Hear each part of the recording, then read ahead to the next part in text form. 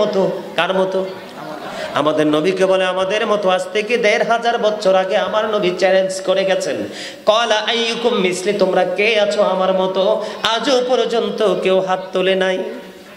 মুখে মুখেই বলে আমরা নবী আমাদের মতো, এমনি মুখে মুখে বলে, কিন্তু নবী আজ থেকে ১৫০০ বছর আগে চ্যালেঞ্জ করেছেন, সেই চ্যালেঞ্জ আজও পর্যন্ত গ্রহণ করেনি। তাতে বোঝা যায় তারা দলিল ছাড়া চাপার জোরে কথা বলে। ঠিক কিনা বলেন? Islam is not only a religion but also complete code of life. ঠিক না বেঠি? আরো জোরে। ইসলাম তো চাপার জোরে চলবে না, লাঠির জোরে চলবে না, টাকার জোরে চলবে না, গ্রুপিং এর জোরে চলবে না। ইসলামের গতিতে চলতে হবে গোটা কুল কায়নাত এবং সৃষ্টি জগৎ। ঠিক কিনা বলেন? সৃষ্টির মধ্যে শ্রেষ্ঠ কারা? আমরা কারা? আমাদের জন্য আইন, আমাদের জন্য আইন। ঠিক কিনা বলেন? এই আইন অনুযায়ী আমাদেরকে চলতে হবে। গায়ের জোরে বন্ধু কোনো কিছু উত্থান পতন করা সম্ভব নয়। ঠিক কিনা বলেন? বন্ধু হাসান বিন আতিয়া রাদিয়াল্লাহু তাআলা আনহু বর্ণনা করেছেন, এই যে তারা বলে নবী আমাদের মতো, নবীর আগমনের মুজিজা দেখেন। নবী যখন পৃথিবীর বুকে কদম দিলেন, এই পৃথিবীর সন্তান আমার আজ দুনিয়াতে আসছে, আগে কি এসেছে? মাথা। মায়ের উদর থেকে কি এসেছে? হযরতে হাসান বিন আতিয়া রাদিয়াল্লাহু তাআলা তিনি বলতেছেন, যখন আল্লাহর প্রিয় হাবিবুল্লাহ পৃথিবীর বুকে কদম দিয়েছে রে, আমি দেখতে পেয়েছি ওনার দুইটা কদম পৃথিবীর বুকে দিয়েছে, মাথা মোবারক নিচের দিকে ছিল না। দোয়ারত অবস্থায় তিনি পৃথিবীর বুকে এসেছেন। তিনি পৃথিবীর বুকে এসে আল্লাহর কুদরতি কদমে সেজদা দিয়ে দিয়েছেন। আজকে দেখবেন বন্ধু, আপনি যদি এখানে নামাজ পড়েন, নামাজ গ্রহণযোগ্য। পাহাড়ের চূড়ায় নামাজ পড়েন, নামাজ গ্রহণযোগ্য। জমিনে ফসল বুনতে গেছেন, নামাজের সময় হয়েছে, সেখানে নামাজ পড়েন, সেখানেও গ্রহণযোগ্য। আপনাকে বাধ্যতামূলক করা হয়নি যে আপনার জীবন চলে যাবে, আপনি জামাতে মসজিদে আসতে হবে। আমার নবীর কদমের ছোঁয়ায় গোটা পৃথিবীর মাটি মসজিদে রূপান্তরিত হয়েছে। সুবহানাল্লাহ, জোরে বলেন সুবহানাল্লাহ। তিনি বলেছেন, ও বন্ধু, নবীজি কদম মোবারক দিয়ে আল্লাহ রাব্বুল আলামিনের কাছে দরখাস্ত করে দিলেন, ইয়া রব্বি হাবলি উম্মতি, রব্বি হাবলি উম্মতি, আল্লাহ গো আমার উম্মতগুলোকে আমার হাওলা করে দাও। জোরে জোরে সুবহানাল্লাহ। আরেকটু মহব্বতে বলুন না সুবহানাল্লাহ। ও বন্ধু, বড় দুঃখ লাগে রে যখন শুনি বন্ধু আমার নবীর শান আজমতকে খাটো করা হয়, আমার নবীর আজমতকে ছোট করতে চায়, কিন্তু তারা জানেন আল্লাহ রাব্বুল আলামিন স্পষ্ট করে বলে দিয়েছেন, রাফা'না লাকা যিকরাক। ঠিক কিনা বলেন? আমার নবীর মর্যাদাকে বৃদ্ধি করেছেন কে? আল্লাহ। আরো জোরে বলেন কে? আল্লাহ। উচ্চ মর্যাদা দিয়েছেন কে? আল্লাহ। পৃথিবীর এই সৃষ্টি বন্ধু হাজার জনম জনম যুগ যুগ ধরে বন্ধু চেষ্টা করলেও সেটা কি করতে পারবে না বন্ধু, রুখে দিতে পারবে না। আপনাদেরকে আমি মনে করিয়ে দিতে চাই, কোরআন শরীফের 29 পারায় সূরা কলামের মধ্যে আল্লাহ রাব্বুল আলামিন ওয়ালিদ বিন মুগিরা যখন নবীর সাথে গুস্তাখি করলো, আল্লাহ রাব্বুল আলামিন ওয়ালিদ বিন মুগিরাকে কেন্দ্র করে বলে দিলেন, উতুল্লিং বাদা যালিকা জানিম।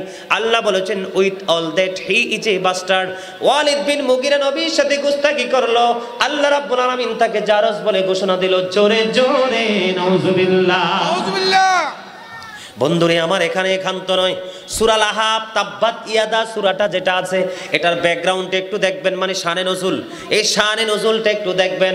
আবুল আহাবকে আল্লাহ রাব্বুল আলামিন ধ্বংসের ঘোষণা দিয়েছেন সূরা আল-আহকাফের মাধ্যমে, কিন্তু আমার নবীর যখন বেলাদত, আমার নবীর যখন কদম বন্ধু পৃথিবীর বুকে আসলো, এই পৃথিবীর বুকে যখন নবী কদম মোবারক বানিয়ে দিলেন, ওই আবুল আহাবের দাসী ছিলেন সুয়াইবা, ওই দাসী সুয়াইবাকে তিনি কি করলেন? ছেড়ে দিলেন, মুক্ত করে দিলেন, আজাদ করে দিলেন। নবীর সংবাদ পেয়ে গেল, ও বন্ধু আবুল আহাবকে সূরা আল-আহকাফের মাধ্যমে আল্লাহ অভিশপ্ত করেছেন, কিন্তু বন্ধু হাদিস শরীফ দ্বারা প্রমাণিত হয়ে যায়, আমার নবীর আগমনের দিন আবুল আহাব কি হয়েছিলেন? একটু খুশি হয়ে তার দাসী সুয়াইবাকে ছেড়ে দিয়েছিলেন। আল্লাহ রাব্বুল আলামিন খুশি হয়ে কিয়ামত পর্যন্ত প্রতি সোমবার তার কবর আযাব বন্ধের ঘোষণা দিয়ে দিয়েছে। জোরে জোরে সুবহানাল্লাহ। ইয়া রাসূলুল্লাহ, ইয়া হাবিবাল্লাহ, ইয়া রাসূলুল্লাহ, ইয়া হাবিবাল্লাহ, ইয়া রাসূলুল্লাহ, ইয়া হাবিবাল্লাহ।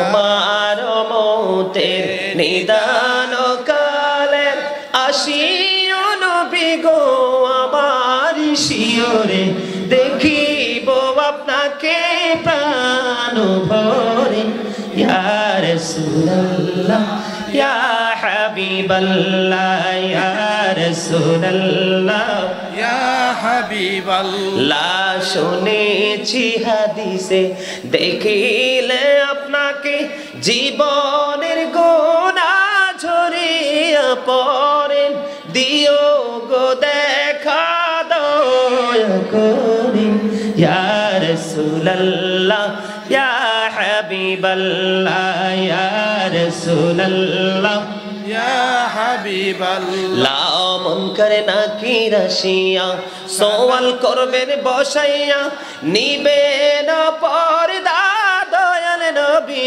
উঠাইয়া সালাম জানাবো কদম সিয়া ইয়া রাসূলুল্লাহ ইয়া হাবিবাল্লাহ ইয়া রাসূলুল্লাহ ইয়া হাবিবাল্লাহ আসসালাতু ওয়াসসালামু আলাইকা ইয়া